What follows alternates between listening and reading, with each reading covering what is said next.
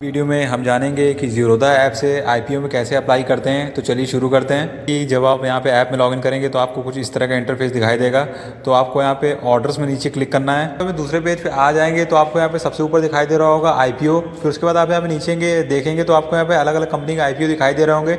तो सबसे पहले पे दिखाई दे रहा होगा अपकमिंग आईपीओ, जो अभी आने वाले समय में आगे आएगा।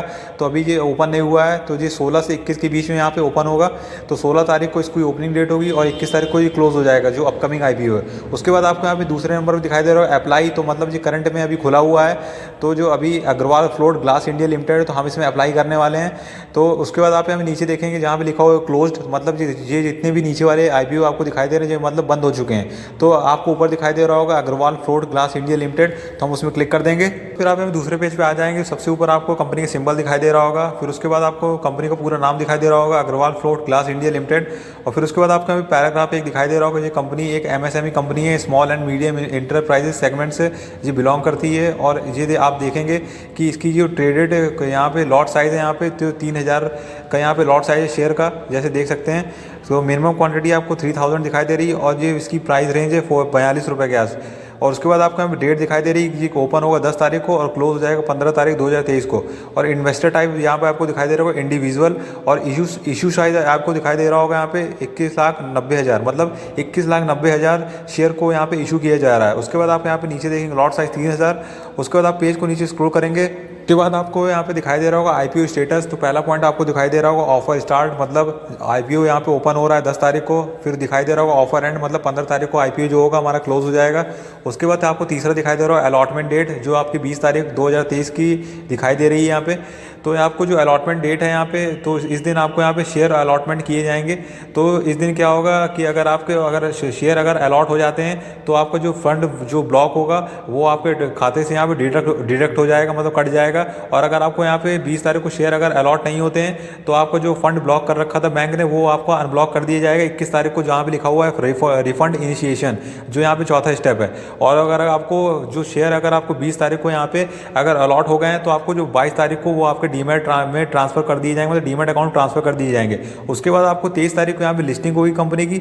और आपको 2 तारीख जो दिखाई दे रही है तीसरे महीने की, जहाँ पे लिखा हुआ है मैंडेट एंड, मतलब अगर आपका जो फंड ब्लॉक किया गया है, मतलब 20 तारीख के आसपास जो बैंक की तरफ से, तो अगर आपका 21 तारीख को अगर अनब्लॉक नहीं होता है तो वो 2 तारीख के बाद ही वो आपका फंड होगा वो अनब्लॉक किया जाएगा। तो आप बिल्कुल इसका ध्यान रखें, जो आपका पैसा होगा मतलब 2 तारीख के बाद आपको यहाँ पे रिफंड कर दिया जाएगा।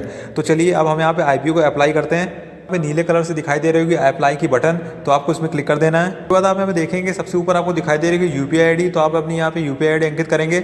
और उसके बाद आपको नीचे दिखाई दे रही है बिड, तो आप यहाँ पे 3 बिड लगा सकते हैं अलग अलग। तो अब मैं बताऊँगा आपको किस तरह यहाँ पे बिड यहाँ पे लगानी है। तो आपको यहाँ पे क्वांटिटी यहाँ पे दिखाई दे रही है 3000 की क्वांटिटी है, मतलब आपको एक लॉट में मतलब 3000 शेयर हैं। उसके बाद आपको यहाँ पे प्राइस दिखाई दे रहा है, यहाँ पे रेंज जो है यहाँ पे 42 रुपये रहेगी। तो आप जैसे देख सकते हैं यहाँ पे 3000 क्वांटिटी यहाँ पे दिखाई दे रही है। उसके बाद आप यहाँ पे देखेंगे आपको यहाँ पे 3000 क्वांटिटी का जो टोटल वैल्यू दिखाई दे रही है 1,26,000 दिखाई दे रही है। तो इसी जगह पे इसका जो क्वांटिटी है यहाँ पे डबल भी कर सकते हैं। तो जैसे कि आप देख सकते हैं कि मैंने यहाँ पे 3000 की जगह 6000 कर दिए। तो आपका जो अमाउंट पेएबल है यहाँ पे दिखाई दे रहा है, जो यहाँ पे 1,26,000 की जगह अब दिखाई दे रहा है यहाँ पे 2,52,000। अगर आप चाहें तो आप इसकी 6,000 की जगह यहाँ पे 9,000 भी कर सकते हैं। उसी तरह आप यहाँ पे अब जो आपको नीचे दिखाई दे रहा होगा ऐड, तो आप यहाँ पे दूसरी बिड लगाएंगे। तो आपको ऐड में क्लिक करना होगा यहाँ पे। तो आप यहाँ पे देखेंगे बिड 2 में क्वांटिटी 3000 दिखाई दे रही है, प्राइस आपका 42 रुपये दिखाई दे रहा है। बस आपको यहाँ ध्यान ये रखना है कि आपका अमाउंट यहाँ पे वही वाला ब्लॉक किया जाएगा जिसकी बिड यहाँ पे ज़्यादा होगी।